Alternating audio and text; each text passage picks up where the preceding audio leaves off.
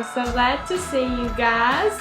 Today I have Mr. Chris here with me, and we are going to tell you a little bit about what's going on. We are going to do our class this week.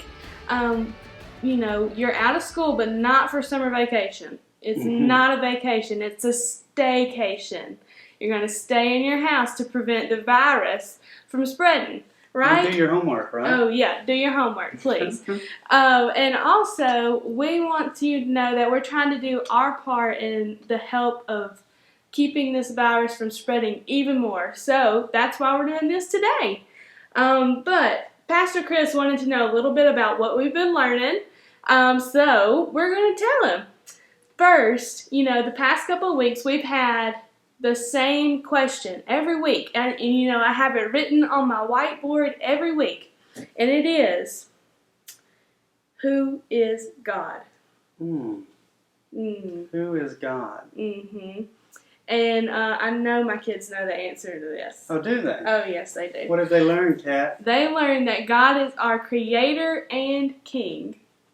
Yes, He is. That's pretty cool. And we have learned that through many, many Bible stories. And, oh, we have learned how good God is. First, we talked about Adam and Eve. Yeah. Well, really the creation of the world. And how He saw everything and He knew it was good. He is good. So then we learned about, let's see, what was next? Oh, we learned about how Adam and Eve sinned. Oh, yeah. But even through that, God is still good. Yeah. Yeah. And He's faithful and He's good. And then after that, we learned about Noah's Ark. Yeah. Noah's That's one Ark. of my favorites. Yeah, that one was fun.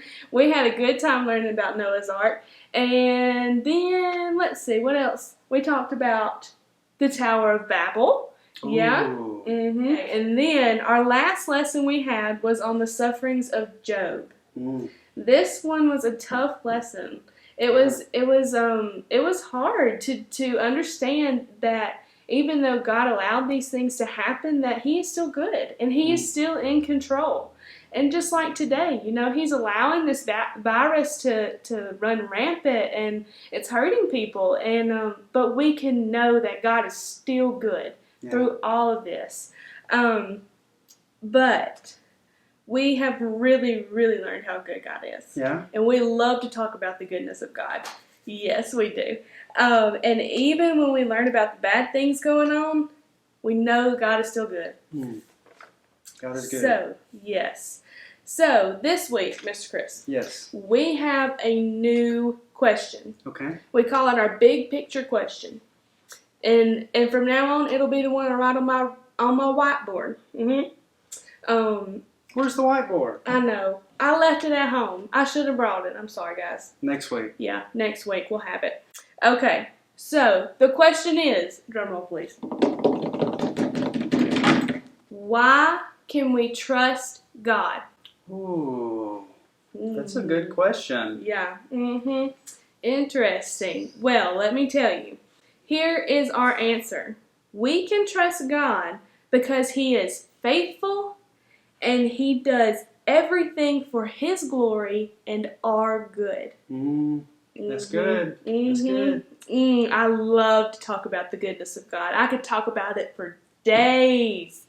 Oh, and how faithful He's been in my life, even through all the trials and sufferings in my life. And I've got to see how faithful He is to be with me no matter what happens. How faithful He is to answer me when I call out to Him. And then just how faithful He is to keep me alive every day. Yeah. And so we're going to learn a lot about God's faithfulness in our next lesson. Our next lesson plan is all about Abraham. Yeah, I remember him. And the promise that God made to Abraham. It's going to be so good. I'm excited. Oh, yeah. We have a video, and it's a special video for you guys. And after the video, me and Chris will come back, and we're going to have some questions for you, so you better pay attention. Here we go.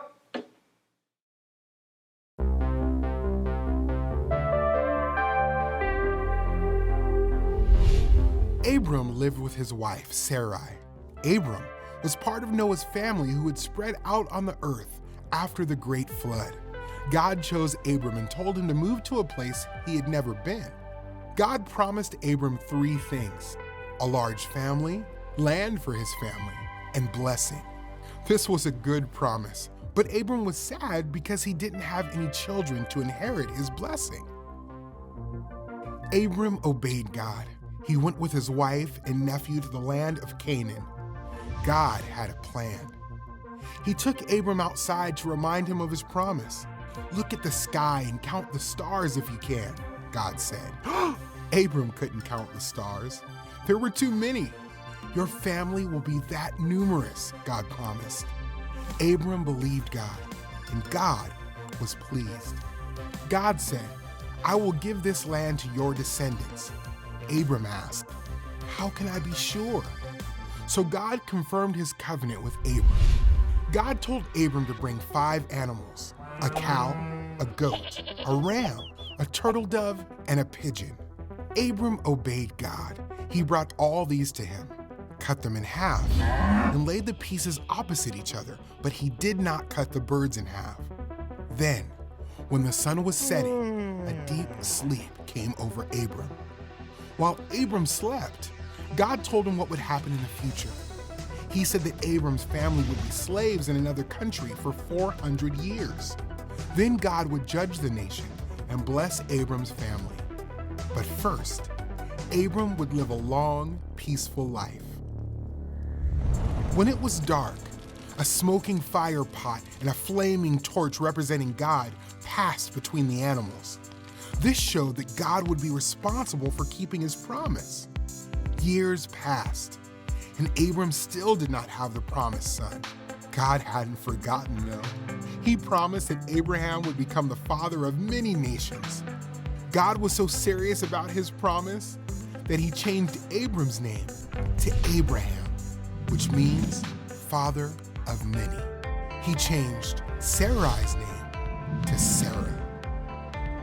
God said, "I will bless Sarah. She will have a son, and you will name him Isaac."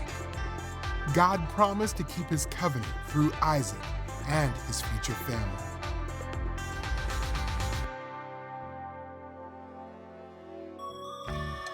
God promised to bless all the world through Abraham. God sent Jesus from his home in heaven to be born on earth into Abraham's family. Through Jesus, all the nations of the earth are blessed because Jesus saves people from their sins.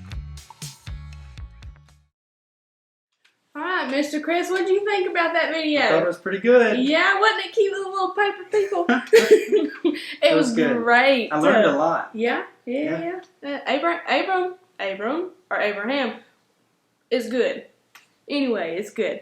So now we're gonna have our time of questions. You know, normally in our class on Sundays we ask questions while you color. There'll be a coloring sheet for you up on the website. Maybe if your parents can print it out for you. If not, that's okay. We're still gonna ask questions and we're gonna think about things and it's gonna be good. Okay, so our first question is, Mr. Chris. Yes. What 3 things did God promise to Abraham? Do you remember? See. Was he promised family? Yep. A big family. Big family. All right, big family, and let's see, land. Land, lots of land. Lots of land, so big family, lots of land. Because if you have a big family, you got to have a place to put them, right? Yep. Yep. If you got A and B, you got to have C. Yep. So big family, a lot of land, and God was going to bless him. Oh, yes. He was going to bless him. He was going to bless the nations through Abram. Yes. That's right. All right, I have a question for you, Miss Catherine. Why do you think Abraham trusted God's plan? Well, I do think that Abraham knew about God's faithfulness in the past. And he knew about the stories about, like we talked about earlier, about Adam and Eve. Yeah. He knew about Noah's Ark. He knew how faithful God had been. And he was like, well, you know, if he's faithful in the past, I'm sure he'll be faithful to me. That makes sense. Yeah. And he always wants what is good for us, you know. He's just like our parents. They always want what's good for us and what's best for us most of the time, right? Yeah, even sometimes it don't seem that way, but I think they do. Yeah. Oh, yeah. I can remember one time when I was a little girl, probably about your age, kids, we were building a staircase in our backyard to get to our back door. And I can remember specifically, both my mom and my dad told us, do not go in the backyard because there was nails out there that could hurt us. There was power tools that we shouldn't even touch. There was things that just were dangerous to us, and my parents knew that. But I can remember talking with my sister. Her name is Andrea. And we were like, well, we're just going to the trampoline, which was past the staircase. So we decided that it was okay for us to go to the trampoline. So I can remember we were chasing each other down the hall, and we got out to the backyard, and my sister stepped on a nail. Oh, the nail no. was like this long. And I can remember it was sticking out of her foot like this much. And it was scary, and I cried, and I was like, I don't know how to help her, so I just screamed for Mom and Dad. And so I can remember they had to go to the hospital, and they had to get the doctors to pull it out, and it was very, very painful for Andrea. And then even after that, there was consequences. She couldn't even get around the house. She couldn't put any pressure on her. She couldn't walk. Yeah. It was a hard time, but it reminds me of just how much my parents loved me and knew what was good for me. So they told me what to do, and even though we didn't know that was going to happen, they knew better. And that's why, listen to your parents, kids. It's a good idea. Yeah. But yeah. So it kind of works the same way with God. Even when we don't fully understand, or we, can't see the whole picture, He's looking out for us. That's right. That's That good. is. Mm-hmm. That's good. I bet all of you have a story like that too, where you did something that your parents said not to, and it ended up pretty bad. Maybe you got grounded, or you had to do extra chores, wash the dishes. Yeah, dishes. Yeah. Okay, Kat. Let's see. Do we have more questions? Yes. Let's see. Okay. All right. We have one more question. Are you ready, Mr. Chris? I'm ready. Okay. I was born ready. Okay, let's go. What did God say the size of Abraham's family would compare to? You guys remember? Do you remember? What is it? The stars. The stars. The stars in the sky. That his family would compare to the stars in the sky. How many stars are in the sky? Nobody knows. I don't know. Do you know? A lot. No, I don't have a clue. Okay. I'm sure over 1 trillion. But you know what, Kat? That reminds me of the game that you were telling me about. Oh, the counting game. Uh-huh. Maybe later tonight we can count the stars. But in the meantime, I want to play that game. Can we play? Yes. All right, y'all want to play with us? All right, guys. Now it is time for our activity. This afternoon, if you have time and your parents say that it's okay, we have a game for you to play. It has all household items, so you can do it right in the comfort of your home. All right, you ready? I'm ready. Okay, let me tell you what you need. You need 2 bowls. See? 1, 2. And you need a spoon for however many players there are. So if you have 3 brothers and sisters, you need 4 spoons, including yourself. Then you need something small. You need something small like M&M's, Skittles, raisins. Can you think of anything? No? Okay. Any all of I those. want is M&M's. That's all I can think about is M&M's. Yeah, okay. Well, maybe we'll have a snack. It doubles as a game and a snack. Okay, Yes. so now and you'll also need a timer. We're going to use Mr. Chris's phone today. But what's going to happen is we're going to set one bowl on one side of the table, and we're going to set the other one on the other side. And then I'm going to give Mr. Chris his spoon. I'm going to take my spoon, I'm going to set it right here. And then, in one bowl, at one end, we're going to open our M&M's. Or your small thing, whatever it is. Mr. Chris may have to help me open that. And you're going to dump all of them into one bowl. Oh, come on, to cut the thing open. No.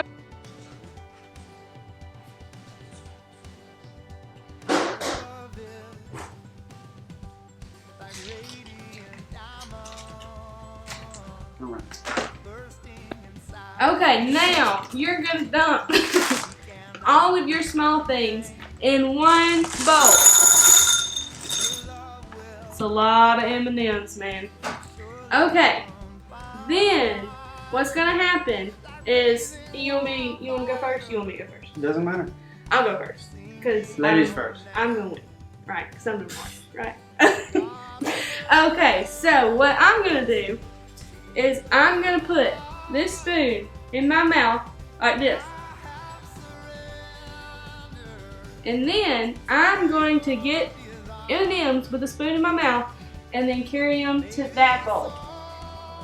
In the meantime, Chris is going to be timing me for 30 seconds. 30 seconds. 30 seconds. Okay. And then at the end of that 30 seconds, we're going to count and see how many M&Ms I have in my bowl. And then we're going to swap. Then Mr. Chris is going to go and he's going to do it. And then we're going to count and see how many he has, which will be less than how many I have. We'll see. Okay, so you ready, Mr. Chris? I'm ready. Okay.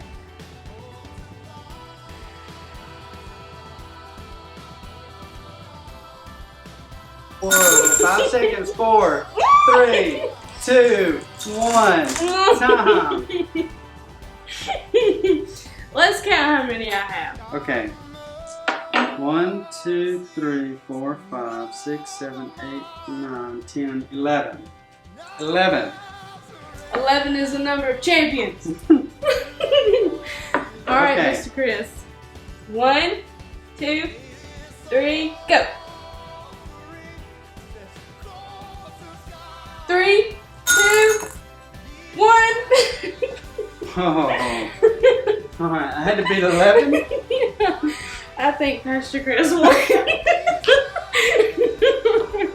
I'll get it next time. Look, and just like Abraham, Cat can't even count them. There's so many. So that's the time again, right? Yeah, remember that Abraham could not even count the stars, and that is how many children God promised Abraham, that it would be as many as the stars. But yes, have fun with this game, and remember that God is faithful. He is always faithful to His promises. Hey, thanks for joining us this morning. We look forward to having you next week. We'll do it again. We'll have a different lesson, and it's going to be a lot of fun. So, look, enjoy your Sunday, and remember that God is faithful and God is good.